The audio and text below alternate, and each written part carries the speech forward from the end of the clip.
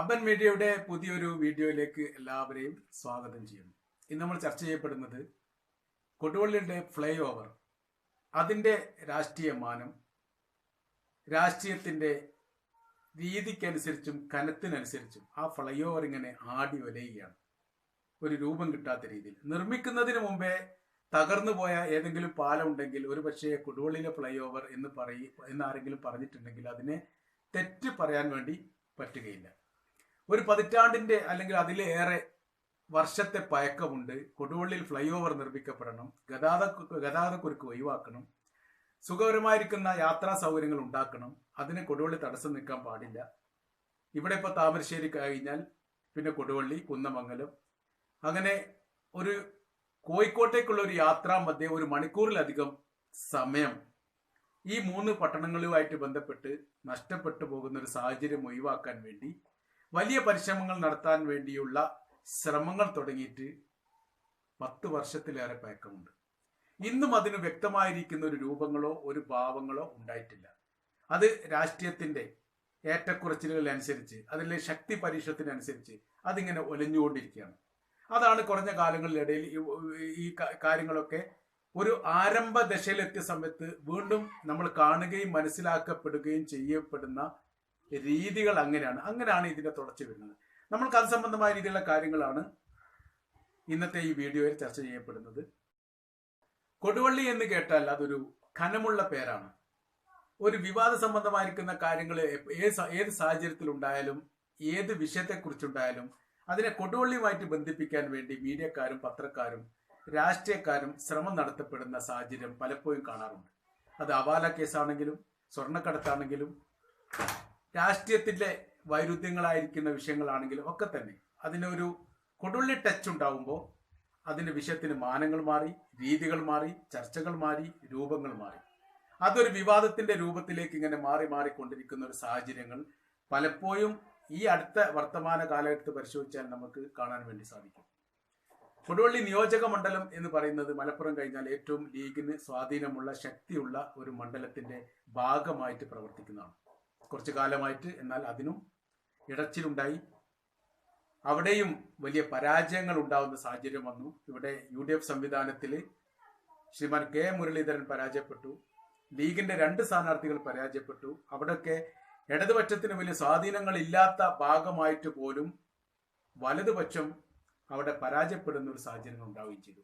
അപ്പോൾ കൊടുവള്ളിയുടെ രാഷ്ട്രീയ സാഹചര്യങ്ങൾ, സാമ്പത്തിക സാഹചര്യങ്ങൾ, സാമൂഹിക അന്തരീക്ഷങ്ങളൊക്കെ മറ്റുള്ള പ്രദേശത്തിൽ നിന്ന് വ്യത്യസ്തമായ രീതിയിലും കണക്ക് കൂട്ടലുകൾ തെറ്റിക്കപ്പെടുന്ന രീതിയിലുള്ളതാണ്. അതിനോട് സമാനമായിരിക്കുന്ന ഒരു സംഭവമാണ് വലിയ ബൃഹത്തമായിരിക്കുന്ന ഒരു സംവിധാനം കേരളത്തിൽ എത്തുന്നു, കൊടുവള്ളിയിൽ എത്തുന്നു. കൊടുവള്ളിയിൽ ആ പരിപാടികൾ വിജയിപ്പിക്കാൻ ആവശ്യമായിരിക്കുന്ന സംവിധാനങ്ങൾ ചെയ്യുന്നു. എന്നാൽ ഒരു തൂണ് പോലും വാർക്കാതെ, അത് നിർമ്മിക്കാതെ, അതിന്റെ അടിത്തറക്ക് പോലും ഇളക്കം പറ്റുന്ന രീതിയിലുള്ള പ്രവർത്തനത്തിലേക്ക് ഈ കാര്യങ്ങൾ പോയിക്കൊണ്ടിരിക്കുന്നു. എന്തുകൊണ്ട് സിറാജ് ബൈപ്പാസ് റോഡ് അല്ലെങ്കിൽ ഫ്ലൈ ഓവർ പൂർത്തിയാകുന്നില്ല അല്ലെങ്കിൽ ആരംഭിക്കുന്നില്ല എന്നുള്ള കാര്യം വളരെ ഗൗരവപരമായ രീതിയിൽ ചർച്ച ചെയ്യപ്പെടേണ്ടതാണ്. ഇവിടെ നടക്കുന്ന യാഥാർത്ഥമായിരിക്കുന്ന സംഭവം, അതിന് വ്യക്തമായിരിക്കുന്ന അടിസ്ഥാനപരമായിരിക്കുന്ന സൗകര്യങ്ങളില്ലാത്തതോ സാമ്പത്തികം നീക്കിവെക്കാത്തതോ അതിന് ആവശ്യമായിരിക്കുന്ന പ്ലാനുകൾ നടത്താത്തതോ ഒന്നുമല്ല. അതിന്റെ യഥാർത്ഥമായിരിക്കുന്ന സംഭവം എന്ന് പറഞ്ഞാൽ പരസ്പരമുള്ള നാത്തും പോരാണ്. രാഷ്ട്രീയത്തിൽ ആരാണ് ഉന്നതൻ, ആരാണ് മുന്നിൽ നിൽക്കുന്നത്, ആരാണ് പിറകിൽ നിൽക്കുന്നത് എന്നൊരു വിഷയമാണ് ഇവിടെ അടിസ്ഥാനപരമായിട്ടുള്ളത്. പല കാര്യങ്ങളും വളരെ ഗൗരവത്തോടു കൂടി, വളരെ വ്യക്തമായ തെളിവോടുകൂടി ഇവിടുത്തെ MLA വിവരിച്ചു കൊടുക്കുന്നു. എന്നാൽ മുനിസിപ്പാലിറ്റി പറയുന്നു നമ്മൾ ആ സംഭവങ്ങൾ അറിഞ്ഞിട്ട് പോലുമില്ല. ഇതാണ് ഇവിടുത്തെ വിഷയം.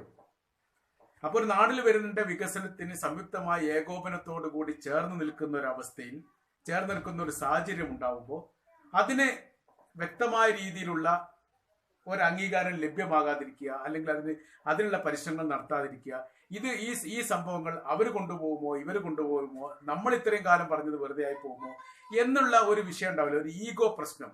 ഇതാണ് ഇതിന്റെ യഥാർത്ഥത്തിൽ അടിസ്ഥാനപരമായ കാര്യം. പിന്നെ അതിന് തുടർച്ചയായിട്ട് പറയുന്ന സമയത്ത് ഇവിടെ കടകൾ നഷ്ടപ്പെട്ടു പോകുന്നവർക്ക് പകരം എന്ത് സംവിധാനം ചെയ്യുന്നു എന്നതിനെ കുറിച്ച് ഒരുപക്ഷെ MLAക്ക് പറയാൻ സാധിക്കുന്നില്ല എന്നുള്ള വിഷയം വരും. തൊഴിൽ നഷ്ടപ്പെടുന്നവർക്ക് എന്ത് പോംവഴികൾ ഉണ്ടാക്കും എന്നതിനെക്കുറിച്ച് ചർച്ച ചെയ്യപ്പെടുന്ന സമയത്ത് അതിന് വ്യക്തമായ രീതിയിൽ മറുപടി പറയാൻ സാധിക്കാതെ വരുന്നു. ഇങ്ങനെ അടിസ്ഥാനപരമായിരിക്കുന്ന ഒരുപാട് വിഷയം ഇത് സംബന്ധമായിട്ടുണ്ട്. ഇവിടെ ഇപ്പോൾ അണ്ടർഗ്രൗണ്ട് ആണ് വരുന്നതെങ്കിൽ എത്ര കാലം കൊണ്ട് ഈ പണി പൂർത്തിയാകും? പൂർത്തിയാകുന്ന കാലം വരെ വാഹനം ഏത് വഴിയിലൂടെ ഓടിക്കും? കേക്കോത്ത് പാലുമായിട്ട് ബന്ധപ്പെട്ട സമയത്ത് കേക്കോത്തും കൊടുവള്ളിയുമായിട്ട് എങ്ങനെ യാത്രാ സൗകര്യങ്ങൾ ഉണ്ടാക്കും? ഇത് സംബന്ധമായ രീതിയിലുള്ള കാര്യങ്ങൾ വ്യക്തമായി പറയാൻ MLAക്ക് സാധിക്കുന്നില്ല. അങ്ങനത്തെ ഒരു വലിയ വിഷയങ്ങൾ ഇവിടെ നിലനിൽക്കുന്നു. ഇത് നമ്മുടെ ഇപ്പോൾ ഈ പ്രഖ്യാപിക്കപ്പെട്ട അല്ലെങ്കിൽ ഉടനെ തന്നെ നടപ്പിലാക്കും എന്ന് പറയപ്പെടുന്ന ഫ്ലൈ ഓവറിനെ പ്രതികൂലമായി ബാധിക്കപ്പെടുന്ന ഏറ്റവും വലിയ ഘടകങ്ങളിൽ ഒന്നാണ്.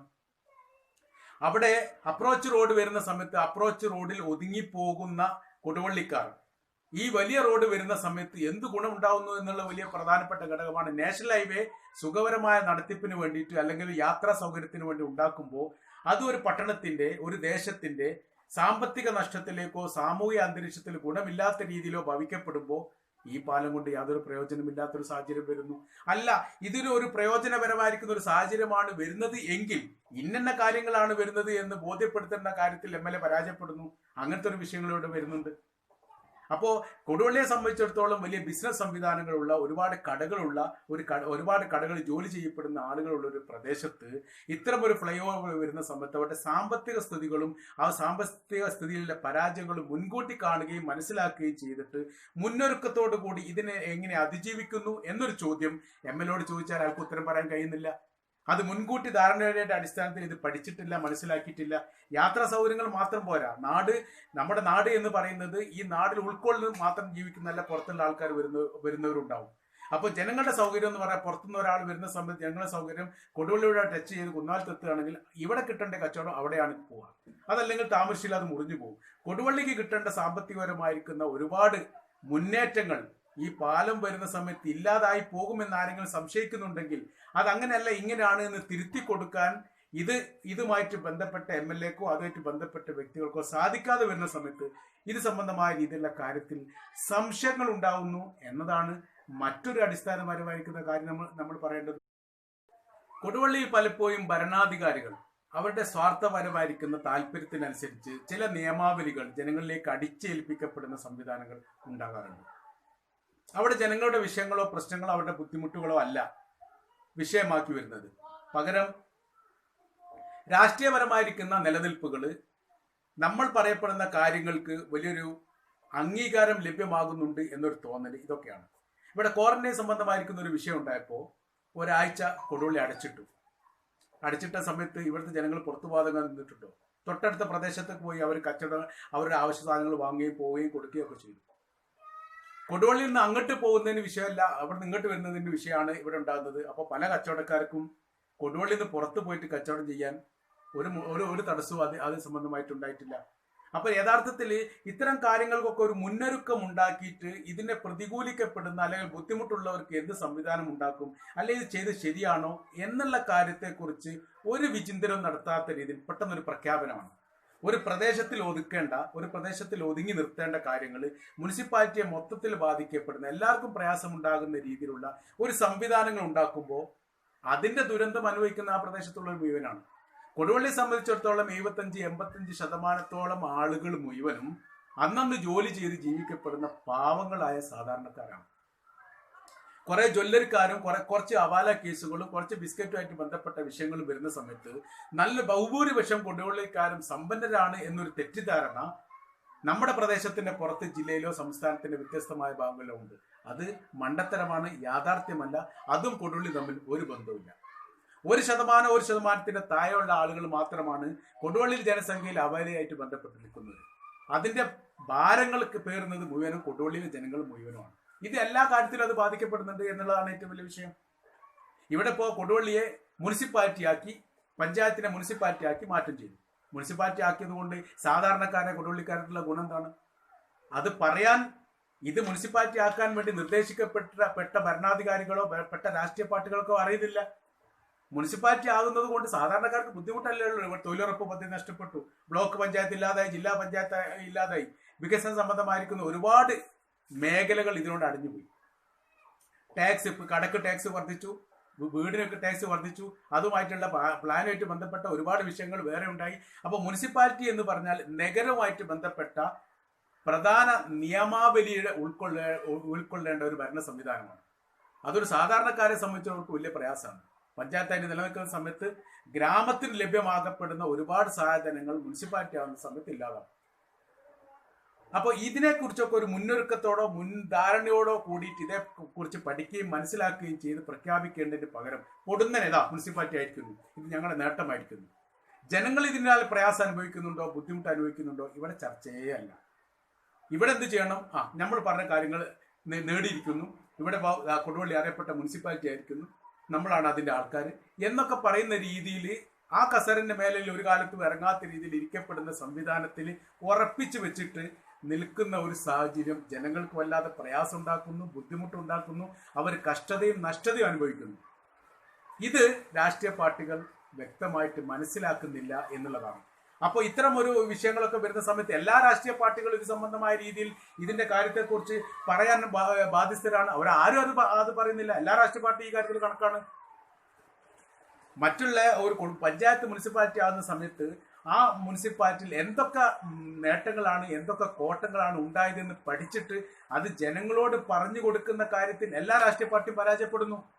അപ്പൊ ജനങ്ങൾ അനുഭവിക്കാൻ വേണ്ടി വിധിക്കപ്പെട്ടവരായിട്ട് ഇതെല്ലാം അനുഭവിച്ചുകൊണ്ടേയിരിക്കുന്നു. ഇനി ഫ്ലൈ ഓവറിന് നോക്കാം. 680 മീറ്ററാണ് ഫ്ലൈ ഓവറിന്റെ നീളം വരുന്നത്. സിറാജ് മദ്രസയുടെ ഭാഗത്തു നിന്ന് തുടങ്ങി ഏകദേശം പള്ളിയോട് ചേർന്ന് വരെ ഫ്ലൈ ഓവറായിട്ട് വരും. പിന്നെ തുരങ്കമായിട്ട് പോയി MPC ആശുപത്രിയുടെ ഭാഗത്ത് ഉയർന്നു വരും എന്നുള്ള രീതിയിലൊക്കെയാണ് പറയുന്നത്. അപ്പോൾ അതിനനുസരിച്ച് കഴിഞ്ഞിട്ട് താഴ്ചയും ഉയർച്ചയുണ്ടാവും. 9 മീറ്റർ നീളാണെങ്കിൽ 7 മീറ്റർ താഴ്ച ഒക്കെ വരുന്ന സമയത്ത് ഇതിന്റെ സാമൂഹികപരമായിരിക്കുന്ന വിഷയങ്ങൾ എത്ര ഉണ്ടെന്ന് അറിയണം. 20-22ഓളം കടകൾ പൊളിഞ്ഞു പോകേണ്ട ഒരു സാഹചര്യങ്ങളാണ് വരുന്നത്. ഭാഗികമായിട്ട് 10-60 കടകളൊക്കെ പകുതിയായിട്ട് മുറിഞ്ഞു പോകുന്ന സാഹചര്യങ്ങൾ ഉണ്ടായി എന്നാണ് മനസ്സിലാക്കാൻ വേണ്ടി സാധിക്കുന്നത്. അപ്പോൾ ഇത്രയും ആളുകൾക്ക് അല്ലെങ്കിൽ ഇത്രയും കടക്കാർക്ക് നഷ്ടപരിഹാരം ആര് കൊടുക്കും, എങ്ങനെ കൊടുക്കും, എത്ര കൊടുക്കും എന്നതിനെ കുറിച്ച് ഒരു ധാരണയില്ല. അവിടെ തൊഴിൽ നഷ്ടപ്പെടുന്ന ആളുകളെ സംബന്ധിച്ചിടത്തോളം അവർക്ക് ഏത് തരത്തിൽ തൊഴിൽ കൊടുക്കും എന്ന് MLA പറയേണ്ടത് പകരം അയാളത് പറയുന്നില്ല, അത് പറയാൻ കഴിയുന്നില്ല. അങ്ങനത്തെ ഒരു വിഷയങ്ങളോട് വരുന്നുണ്ട്. അതിലൊക്കെ പുറമേയായിട്ട് ഓട്ടോ ഡ്രൈവർമാർ എത്ര ആൾക്കാരുണ്ട്? ഒരു 10-30 അതിലധികമോ സ്റ്റാൻഡിന്റെ പുറത്ത് റോഡിനോട് ചേർന്ന് നിൽക്കുന്ന ഓട്ടോകൾ ഉണ്ടാവും. ഒരു 50ന്റെ മേലൊക്കെ ചില സമയത്ത് കാണാറുണ്ട്. ഈ ഓട്ടോക്കാരുടെ സ്റ്റാൻഡ് എവിടെയാണ്? അവർക്ക് സ്റ്റാൻഡേ ഇല്ലാതാവും. അപ്പൊ പിന്നെ അവരെവിടെ നിൽക്കും? അപ്പൊ അത്രയും കുടുംബങ്ങൾ പട്ടിണിയാവുന്ന ഒരു സാഹചര്യങ്ങൾ വരും. ഇതിനെന്താണ് ബദൽ സംവിധാനം? പറയുന്നില്ല, പറയാൻ സാധിക്കുന്നില്ല. റോഡ് തുരങ്കം തുടങ്ങുന്ന സമയത്ത് റോഡ് ബ്ലോക്ക് ആവും. ആ വാഹനങ്ങൾ ഏത് വഴിക്ക് തിരിച്ചുവിടണം? അതിനെക്കുറിച്ച് പറയാൻ കഴിയുന്നില്ല. അപ്പോ പ്രാഥമികപരമായിരിക്കുന്ന കാര്യത്തെക്കുറിച്ച് പോലും വ്യക്തമായിരിക്കുന്ന ധാരണ ഇല്ലാതെ ഇത് വളരെ ഗൗരവപരമായിരിക്കുന്ന ഒരു വിഷയമാണെന്ന് മനസ്സിലാക്കിയിട്ട് ഈ കാര്യങ്ങൾ ജനങ്ങളെ ബോധ്യപ്പെടുത്തുന്ന കാര്യത്തിൽ ഈ ടീം പരാജയപ്പെടുന്നു. അപ്പൊ പറയുന്ന സമയത്ത് എന്ന് വെച്ചാൽ 4.5 വർഷം ഇപ്പൊ കഴിഞ്ഞു, 4 വർഷം ആവാൻ പോവാണ്, ഇനി കുറഞ്ഞ കാലം കൊണ്ടേ ഭരണത്തിലുള്ളൂ. അപ്പോൾ ഒരു ഭരണത്തിന്റെ എതിർപ്പ് കൊണ്ട് നടത്തുന്നില്ല എന്ന് പറയേണ്ടി വരും. എന്ന് പറയാനുള്ള സാഹചര്യങ്ങൾ ഇവിടെ ഉണ്ടാക്കും. കാര്യങ്ങൾ നടക്കാത്ത രീതിയിൽ സാഹചര്യങ്ങൾ വരുന്ന സമയത്ത് നേരെ എതിർ പാർട്ടിയുടെ തലയിൽ അത് കെട്ടിവെക്കും. പ്രാഥമികമായിരിക്കുന്ന ഇവിടുത്തെ വ്യാപാരികളുടെ സ്ഥാപനത്തിൽ ജോലി ചെയ്യപ്പെടുന്ന തൊഴിലാളികളുടെയോ വ്യാപാരത്തിന്റെ ഉടമകളുടെയോ വിഷയങ്ങളോ പ്രശ്നങ്ങളോ ഏകീകരിച്ചുകൊണ്ട് ക്രോഡീകരിച്ചുകൊണ്ട് അവർക്കതിന് പരിഹാരമുണ്ടാക്കാനാവുന്ന ഒരു സാഹചര്യങ്ങളും ചെയ്യാതെ ഇവിടെ ഇപ്പോൾ എതിർ പാർട്ടികൾ എതിർക്കുന്നു, ഞങ്ങളത് പോവാണ്, ഞങ്ങൾ അടുത്ത പഞ്ചായത്തിലേക്ക് പോയിട്ട് ഉണ്ടാക്കുന്നു എന്ന് പറയുന്ന ഒരു സാഹചര്യം ഇവിടെ നിലനിൽക്കുന്നു. അപ്പോൾ ഒരു നാത്തും പോരിന്റെ ഒരു ഈഗോ പ്രശ്നമാണ് യഥാർത്ഥത്തിൽ കൊടുവള്ളിയെ പുരോഗതിയിൽ നിന്ന് പുറകോട്ട് നയിക്കുന്നത്. ഒരു ഏകോപനത്തോടു കൂടി ഇവിടെ മുനിസിപ്പാലിറ്റിയും MLA ആയി ചേർന്നിരുന്നു കൊണ്ടുള്ള ഒരു ഏകോപന ഐക്യ സംവിധാനത്തോടു കൂടി ഒരു വികസനം കൊണ്ടുവരുന്ന സംവിധാനം ഇവിടെ ഇതുവരെ ഉണ്ടായിട്ടില്ല. എപ്പോഴും ഒരു കൂട്ടർ എതിർക്കും, ഒരു കൂട്ടർ അനുകൂലിക്കും, മറ്റൊരു കൂട്ടർ എതിർക്കുന്നവർ അനുകൂലിച്ചാലോ മറ്റുള്ള എതിർക്കും. അങ്ങനെ പരസ്പരം അങ്ങോട്ടും ഇങ്ങോട്ടും ഈ കളിക്കപ്പെടുന്ന ഒരു സ്ഥിതിയിൽ നിന്ന് മാറണം. കൊടുവള്ളി എപ്പോഴും ശ്രദ്ധിക്കപ്പെടുന്ന, ആര് ചർച്ച ചെയ്യപ്പെടുന്ന, എല്ലാ മീഡിയക്കാരും എല്ലാ പത്രക്കാരും ശ്രദ്ധ കൊടുക്കപ്പെടുന്ന ഒരു പ്രദേശത്തിന്റെ ഭാഗമായി നിലനിൽക്കുന്ന സമയത്ത് ഒരിക്കലും ഈ നാത്തും പോര് അല്ലെങ്കിൽ ഈഗോ പ്രശ്നത്തിന്റെ പേരിൽ വികസനം മുരടിപ്പിക്കുന്ന അല്ലെങ്കിൽ തടയപ്പെടുന്ന ഒരു സാഹചര്യം ഉണ്ടാവാനേ പാടില്ല. ഇവിടെ നടക്കപ്പെടുന്ന സംഭവങ്ങൾ മുഴുവൻ അങ്ങനെയാണ്. ജനങ്ങൾക്ക് യഥാർത്ഥത്തിൽ ഇപ്പോഴും ഇതിന്റെ കാര്യങ്ങളെക്കുറിച്ചോ സത്യത്തെക്കുറിച്ചോ അറിയില്ല. ഈ ഒരു പാലം വരുമെന്ന് വിശ്വസിക്കാൻ തന്നെ പരമാവധി ആളുകൾ ഇപ്പോഴും ശ്രദ്ധ ചെലുത്തുന്നില്ല. അവർക്ക് ആ ഒരു വിശ്വാസ മണ്ഡലത്തിലേക്ക് ഇത് ഇപ്പോഴും കയറിയിട്ടില്ല. അതുകൊണ്ട് ഈ കാര്യത്തിലൊക്കെ ചെയ്യപ്പെടേണ്ട കാര്യം എന്ന് പറഞ്ഞാൽ രാഷ്ട്രീയ പാർട്ടിക്കാർ തമ്മിൽ ഒരു ധാരണയും ഒരു ഏകോപനവും നിർബന്ധമായിട്ട് ആവശ്യമാണ്. നാടിന്റെ ഒരു വികസനവും പുരോഗതിയും വരുന്ന സമയത്ത് മുഖം തിരിഞ്ഞു നോക്കാത്ത രീതിയിൽ ചേർന്ന് നിന്ന് ഐക്യത്തോടു കൂടിയുള്ള ഒരു പ്രവർത്തനം നടത്തപ്പെടുന്നില്ലെങ്കിൽ ഏത് വികസനമാണ് ഇവിടെ മുന്നോട്ട് വരാൻ വേണ്ടി സാധിക്കുക? വളരെ പ്രയാസം. പിന്നെ ഇതിൽ വ്യാപാര വ്യവസായികൾ, യഥാർത്ഥത്തിൽ വ്യാപാരി വ്യവസായികളും വ്യാപാരികളും തമ്മിൽ ഒരു ബന്ധമില്ലാത്തൊരു സ്ഥലമാണ് കുട്ടോളി. അവരെന്താണോ സംസാരിക്കുന്നത് അത് ഇവർക്കറിയില്ല, ഇവരെന്താണോ സംസാരിച്ചത് അവർക്കും അറിയില്ല. ഇവർക്ക് നഷ്ടം ആര് വാങ്ങിക്കൊടുക്കും? മറ്റേ വ്യാപാരി വ്യവസായി ബന്ധപ്പെട്ട അധികാരികൾ വാങ്ങിക്കൊടുക്കോ? അത് ഇവർക്കറിയില്ല. ഞങ്ങൾ വാങ്ങിത്തരുന്നു ഇവർ പറയോ? അത് ഇവർ പറയില്ല. അവിടെ ഒക്കെ എന്ന് പറഞ്ഞിട്ടാണെങ്കിൽ ഒരു വികസനം ഉണ്ടാകുന്ന സമയത്ത് അല്ലെങ്കിൽ ഒരു ചർച്ച വരുന്ന സമയത്ത് ഏതൊരു അധികാരികളാണെങ്കിലും ഏറ്റവും വലിയ അംഗീകാരമുള്ള ആളുകളെ മാത്രമാണ് ചർച്ചയ്ക്ക് വിളിക്കുക. അവർ ജനങ്ങളുമായിട്ടോ അല്ലെങ്കിൽ അത്തരം കച്ചവട സ്ഥാപനവുമായിട്ടോ ബന്ധമുണ്ടോ, ഇവരെ അംഗീകരിച്ചിട്ടുണ്ടോ എന്നുള്ളത് ചർച്ചയല്ല. അപ്പൊ പലപ്പോഴും വ്യാപാരികൾ അല്ലെങ്കിൽ ഈ കച്ചവടം ചെയ്യുന്ന ചെറുകിട കച്ചവടക്കാര് ഒന്നോ രണ്ടോ ബിൽഡിംഗ് ഉള്ളവർ ഒരു റൂമിന്റെ ഉടമസ്ഥര് ഇവരെ ഒറ്റപ്പെട്ടു പോകുന്ന സാഹചര്യവും അവർക്ക് നഷ്ടം കിട്ടാൻ വേണ്ടിയിട്ട് കോടതി പോകുന്ന സാഹചര്യം ഉണ്ടാകും. അപ്പൊ ഏതൊരു മീറ്റിംഗ് സംഘടിപ്പിച്ചാലും അത് ശ്രദ്ധിക്കപ്പെടുന്ന രാഷ്ട്രീയത്തിലോ അല്ലെങ്കിൽ സാമൂഹ്യ രംഗത്തോ സജീവമായിരിക്കുന്ന ആളുകളെ വിളിച്ചിട്ട് മീറ്റിംഗ് കൂടിയിട്ട് അവർ ഏകോപനത്തോട് കൂടി ഒരു തീരുമാനം എടുത്തിങ്ങനെ അങ്ങോട്ട് വിടും. കാരണം ഇവരൊക്കെ ഒരു കോക്കസ് ആയിരിക്കും, ഒന്നായിരിക്കും. ഇവർ ചേർന്നിട്ട് പല ബിസിനസ്സുകളും വ്യവസായങ്ങളും ഉണ്ടാവുകയും ചെയ്യും. അത് സാധാരണക്കാർക്ക് അറിഞ്ഞോളണമെന്നില്ല. പറയുന്ന സമയത്ത് വ്യാപാരി വ്യവസായിന്റെ പങ്കെടുത്തിട്ടുണ്ട്, ബിൽഡിങ്ങിന്റെ ഓണർമാർ കമ്മിറ്റിയിൽപ്പെട്ട ആളുകൾ പങ്കെടുത്തിട്ടുണ്ട്, രാഷ്ട്രീയ പാർട്ടികൾ ഇന്ന പാർട്ടികൾ ആൾക്കാർ പങ്കെടുത്തിട്ടുണ്ട്. സാധാരണക്കാരെ സംബന്ധിച്ചിടത്തോളം ഈ വിഷയങ്ങളൊന്നും ചർച്ച ചെയ്യപ്പെടാൻ മാത്രം ഇവരാരും മതിയാവാറില്ല. പലപ്പോഴും ഇത്തരം കേസിലൊക്കെ സാധാരണക്കാരന് നീതി കിട്ടാൻ വേണ്ടി കോടതി പോകുന്ന സാഹചര്യം കൊടുവള്ളിൽ തന്നെ പലപ്പോഴും ഉണ്ടായിട്ടുണ്ട്. അപ്പൊ നീതി ലഭ്യമാവുക എന്നുള്ളതും വളരെ വ്യക്തമായ രീതിയിൽ ജനങ്ങൾക്ക് ഈ കാര്യം മനസ്സിലാക്കി കൊടുക്കുക എന്നുള്ളതും ഈ ജനാധിപത്യത്തിന്റെ ഭാഗമായിട്ടുള്ള അവകാശത്തിൽപ്പെട്ടത് തന്നെയാണ്. ഇതാരും പറയുന്നില്ല.